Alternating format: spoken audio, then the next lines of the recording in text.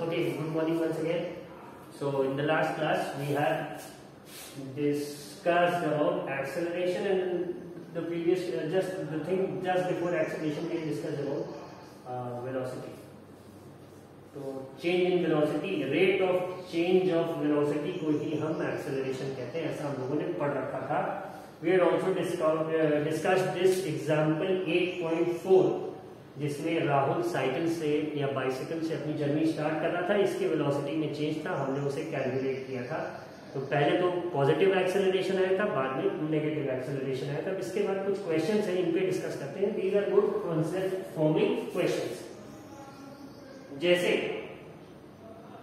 When will you say a body is in uniform acceleration और non uniform acceleration, ये कब कहेंगे?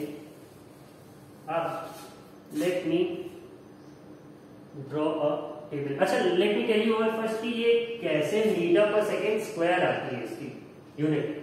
तो सबसे पहले अगर हम कहें स्पीड की मीटर पर सेकेंड कैसे, तो जो बुक का फॉर्मूला है v is equal to s upon t. तो डिस्टेंस किसमें होता है? मीटर्स में. और टाइम किसमें होता है? टाइम इज इन सेकेंड्स. तो अब इस सेकेंड को अगर हम डिनोमिनेटर से न्यूमरेटर में ले जाएंगे तो ये क्या हो जाएगा? इसमें पावर -1 की आ जाएगी. ऐसा हम लोगों ने पढ़ रखा है मैथमेटिक्स में, ठीक है. या फिर सीधा हम लोग इसको जो दूसरा तरीका वो बताया गया है वो कैसे लिख देते हैं हम लोग इसको? We write it in this way, meters per second, जैसा कि यहाँ है. अब ये चाहे इस तरह से लिखा रहे या फिर we can write it as meters per second. बात तो वही है. जैसे वी कैन इधर write it like a upon b, और जहां जगह नहीं होती है या अपॉन का साइन नहीं होता तो वहां हम इसे ऐसे लिख देते हैं. तो बात वही होती है, वही मीटर्स पर सेकेंड या फिर s को ऊपर ले गए तो माइनस कर. अब एक्सेलरेशन का क्या यूनिट है? एक्सेलरेशन का यूनिट है मीटर पर second square. Let's see how that comes.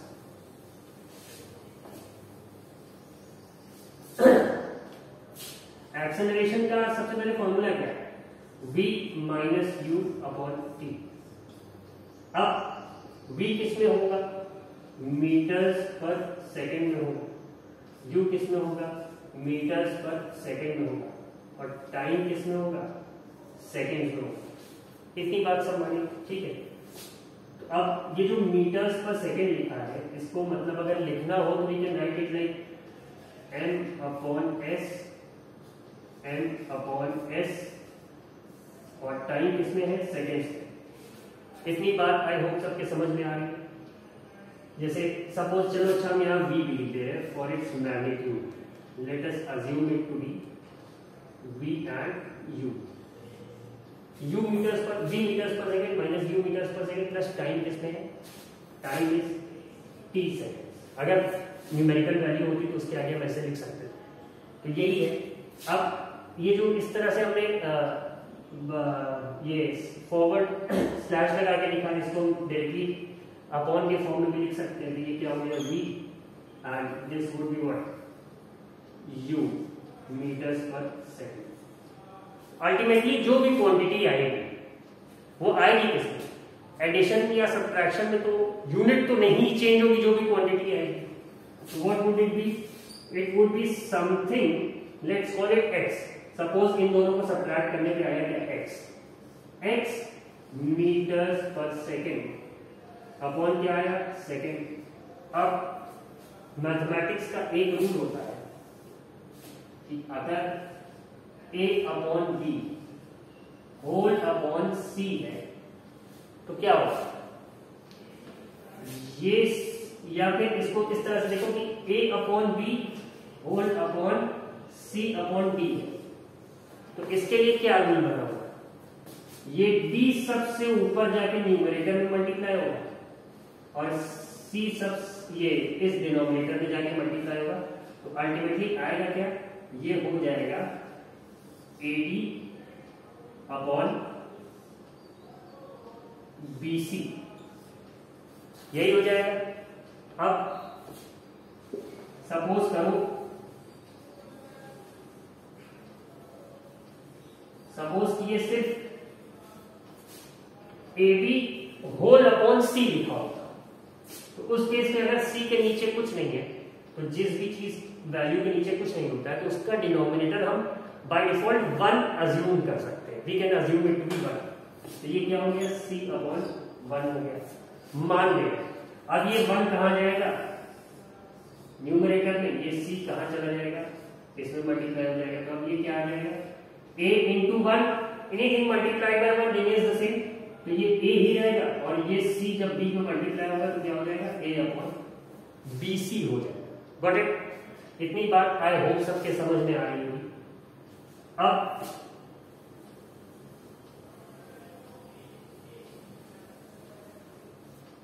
यहां पे ऑब्जर्व करिएगा सब, ये क्या लिखा है, metres per second whole upon क्या है, सेकेंड है। तो रूल क्या कहेगा, यहाँ s के नीचे कुछ नहीं, हमने 1 मान लिया, ये 1 यहां जाएगा और ये s इस s में मल्टीप्लाई हो जाएगा, तो आएगा क्या, meter into 1 would remain meter, और ये सेकेंड जब इसमें मल्टीप्लाई होगा s इंटू s, तो ये क्या हो जाएगा, मीटर पर सेकेंड स्क्वायर। या फिर इस h टू द पावर 2 को अगर हम ऊपर ले जाते हैं, तो जैसा हमने पहले डिस्कस किया था, ये क्या हो जाएगा, मीटर पर सेकेंड स्क्वायर। इसको इस तरह से भी लिख सकते हैं, this is how the unit of acceleration is derived. या फिर ऐसे इसकी यूनिट, मतलब ऐसा नहीं हुआ कि एक दिन कोई उठा रहा नहीं, वेलोसिटी की मीटर पर सेकेंड की लॉ को चेंज कर दिया जाए और इस पे स्क्वायर लगा देते हैं, देखने में अच्छा लगेगा, नहीं ऐसा नहीं। मैथमेटिक्स, प्योर मैथमेटिक्स है, और ये उसका explanation. I hope you all understand it when you see the video. अब आगे बढ़ेंगे टुवर्ड्स द क्वेश्चंस। क्वेश्चंस कहां पे, ये जो एक्सेलरेशन के बाद दिया हुआ है यहां पे। पहला क्वेश्चन है, when will you say a body is in uniform acceleration and non uniform acceleration. पहले ये क्या बोल रहे हैं, यूनिफॉर्म एक्सेलरेशन।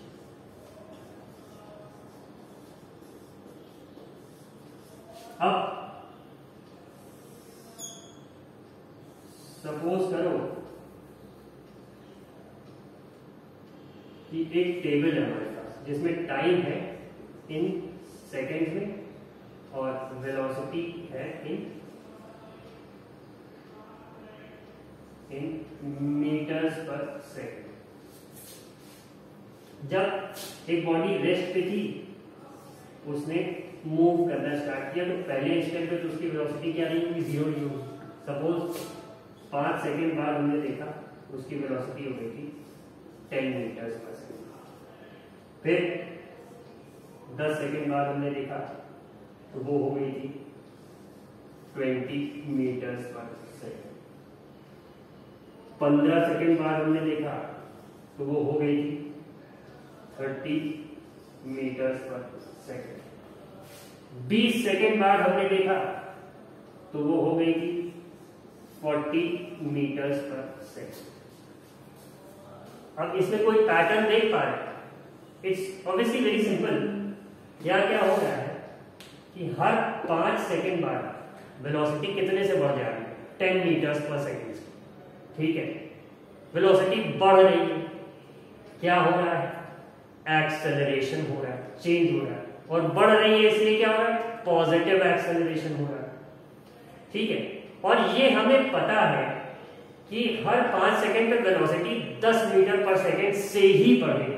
तो अगर सपोज कोई पूछे कि 40 सेकेंड बाद कितनी हो जाएगी, तो सब बहुत आसानी से आंसर कर लेंगे कि 20 पे 40 थी तो 30 पे 50 हुई होगी, और 40 पे जाके ये कितनी हो जाएगी, ये हो जाएगी 60 मीटर्स पर सेकेंड। अब ये कैसे बता पाए, क्योंकि we observe a uniformity, we observe a uniformity in the rate of change किसका change of velocity, we observe the change, we observe the uniformity in the rate of change of velocity. तो ऐसा acceleration जिसमें uniformity हो, मतलब equal intervals of time में equal increase हो रही हो वेलोसिटी की, या चेंज हो रहा हो वेलोसिटी का, इंक्रीज ही नहीं डिक्रीज हो रहा है तो भी हम ये कहें। डिक्रीज के एग्जांपल देखना हो तो इसी को उल्टा देखा कि टाइम 0 से स्टार्ट होता है, जब हमने उस समय देखा, जिस समय से हमने ऑब्जर्व करना स्टार्ट किया तो वो ऑलरेडी मोशन में था, 40 मीटर पर सेकेंड में चल रहा था। आफ्टर 5 सेकेंड हमने देखा उसकी वेलोसिटी हो गई 30, आफ्टर 4 सेकेंड हमने देखा हो गई 20, आफ्टर 3 सेकेंड हमने देखा, इस तरह से घटते घटते लास्ट में हमें पता है 0 हो जाएगी, तो वो रिटार्डेशन का केस हो जाएगा। बट उसमें भी क्या यूनिफॉर्मिटी है, हमें पता है कि हर 5 सेकेंड्स में वेलोसिटी 10 मीटर पर सेकेंड बढ़ेगी या घटेगी। जब ये यूनिफॉर्म चेंज होता है मोशन के रेट में, rate of change of motion, no sorry, rate of change of velocity, velocity के जो चेंज है जब ये एक यूनिफॉर्म रेट पे होता है तो then we call it uniform acceleration. अब नॉन यूनिफॉर्म क्या होगा, इसी का जस्ट ऑपोजिट। जैसे अगर एग्जाम्पल्स के फॉर्म में हमें समझना हो तो हम कैसे समझेंगे, पहले रेस्ट पे था, वेलोसिटी 0 थी, 5 सेकंड बाद 10 हुई, फिर 10 सेकंड बाद जैसे पिछली बार 20 हुई थी, नहीं हुई, 25 हो गई, फिर 15 सेकंड बाद 30 थी, नहीं हुई, 35 हो गई, और 20 सेकंड बाद 37 ही हुई।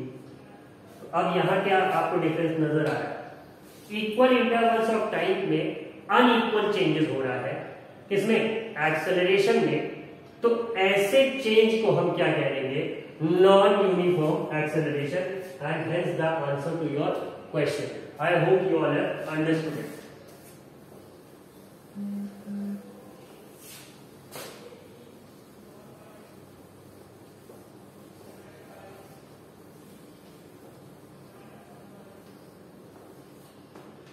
अब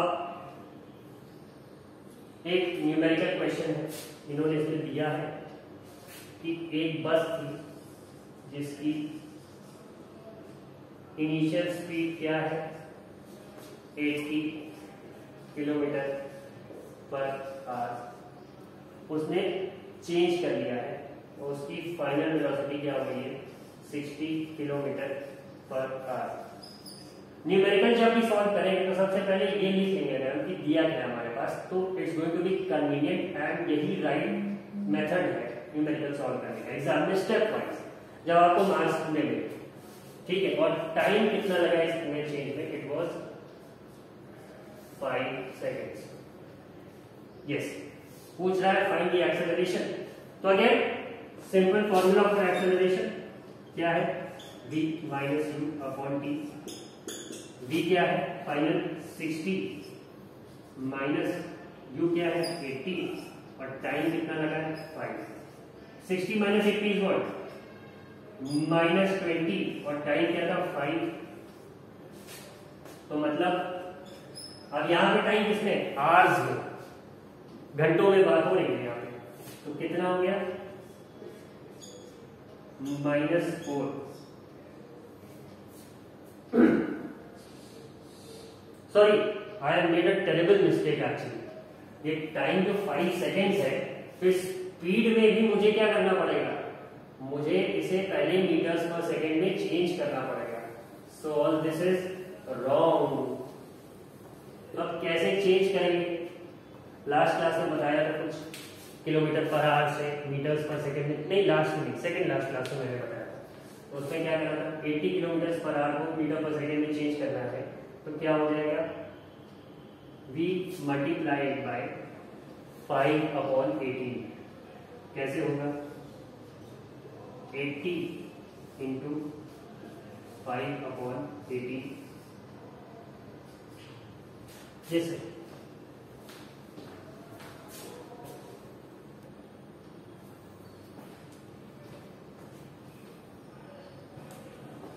yes I'm back. So where were we? हाँ, इसे हमें मीटर्स पर सेकेंड में चेंज करने के लिए 5/18 से मल्टीप्लाई करना पड़ेगा, जो कि थोड़ा सा डिफिकल्ट लग रहा है क्योंकि डायरेक्टली रिड्यूस होने वाले नंबर्स नहीं है. But let us start from basics. 2 into 9 is what? 18 and ये 40 हो गया. अल्टीमेटली क्या है हमारे पास? 200/9. 9 into 2 is 18. Again 2. 9 into 2 is 18. तो ये रिपीटिंग आ जाएगा. 22.22 मीटर्स पर सेकेंड. सेकेंड में v को भी हम ऐसे ही चेंज करेंगे. क्या है? 60 into 5/80. 2 into 9 is 18. 2 into 30. What is it? 150/9, which is 9 into 1 is 9. Then we have 16. 9 into 6 is 54. Then again we have 60. 9 into 6 is 54 again. So it's also going to be same. 16.66 meters per second. ये हो गया. अब now we can apply the formula. A is equal to V minus U upon T. क्या हो जाएगा? 16.66 minus 22.22 upon. What is the time now? Time is 5 seconds. अब हम इसे डायरेक्टली कर सकते हैं 5 से. कितना आ जाएगा? 22.22. ऐसे माइनस करना है 16.66.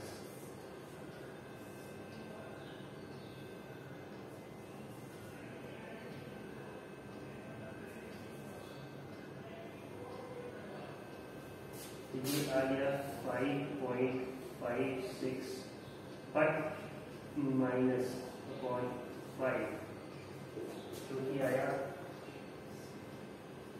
Minus 1.1.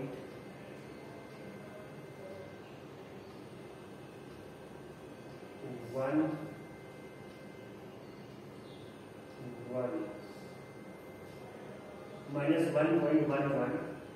And what is the unit for acceleration? Meter per second square. तो फाइनली हमारा आंसर क्या हो जाएगा? It's going to be acceleration is equal to minus 1.11 meter per second square. This is our answer for this question. So we would be stopping our class here today and we'll continue in the next class with the third question, which again seems to be easy. A train starting from a railway station and moving with uniform acceleration attains a speed of 40 km per hour in 10 minutes. Find its acceleration. Starting है तो initial velocity क्या हो? Is going to be 0.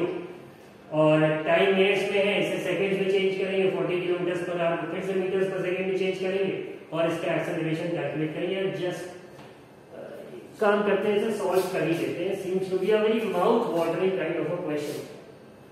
तो देखते हैं. Let us change the number. Values change कर दें, time change कर दें, और ये तो पूरा चेंज होगा ही.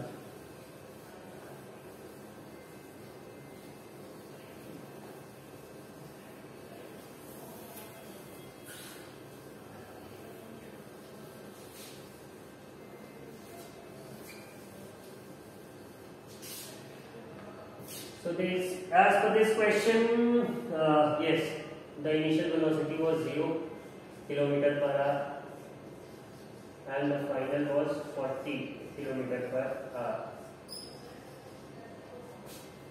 Time is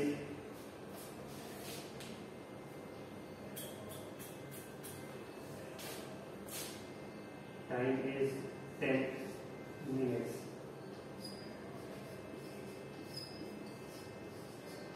यानी सेकंड में कितना आ जाएगा? Time would be 10 into 1 minute में 60 सेकेंड है, तो ये 600 सेकेंड हो जाएंगे. 600 seconds. Now for the velocity 0 तो 0 meters per second 0 kilometer per hour मतलब it doesn't make any difference. Velocity में क्या है 40 किलोमीटर पर आवर को मीटर्स पर सेकेंड में चेंज करने के लिए 5/18 से मल्टीप्लाई करेंगे तो क्या आ जाएगा 2 × 9 यहाँ हो गया 20 100/9 which is again going to be what 9 into 1